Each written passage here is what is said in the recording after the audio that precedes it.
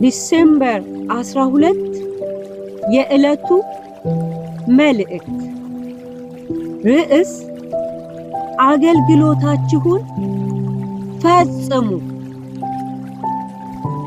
ለአግሪጳም በጌታ የተቀበልኸውን አገልግሎት እንድትፈጽመው ተጠንቀቅ በሉልኝ።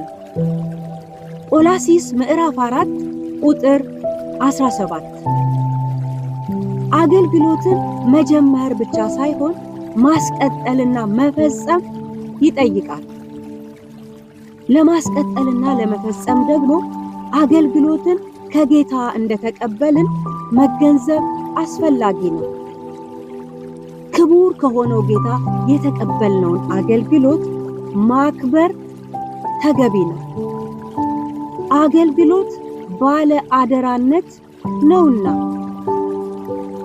ጅምር አገልግሎት ወደ ፍጻሜ በሚያደርገው ጉዞ ልዩ ልዩ እድሎችና ተግዳሮቶች ሊገጥሙት እንደሚችል ከቅዱሳት መጻሕፍትና ከታሪክ መማር እንችላለን። ሁሉንም እንደ አመጣጣቸው ማስተናገድ፣ ለሙገሳውም ይሁን ለወቀሳው እጅ ባለመስጠት ወደ ፍጻሜ መገስገስ ይጠበቅብናል።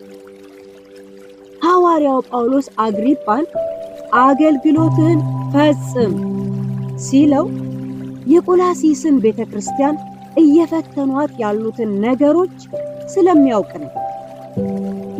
በዚያ ተግዳሮት መካከል አገልግሎትን ማቋረጥና ማፈግፈግ ሳይሆን መቀጠል ይገባል በማለት አጽንዖት በመስጠት መልእክቱን ያስተላልፋል።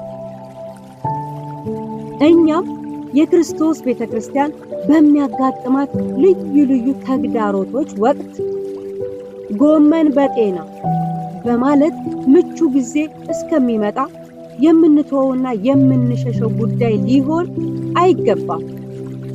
ይልቁንም በጊዜውም አለጊዜውም የተቀበልነውን አገልግሎት ከግብ ለማድረስ መንቀሳቀስ ይጠበቅብናል። እንግዲህ አገልግሎታችንን ከሰው ወይም ከድርጅት ሳይሆን ከጌታ እንደተቀበልነው በማሰብ ተግተን አገልግሎታችንን እንቀጥል።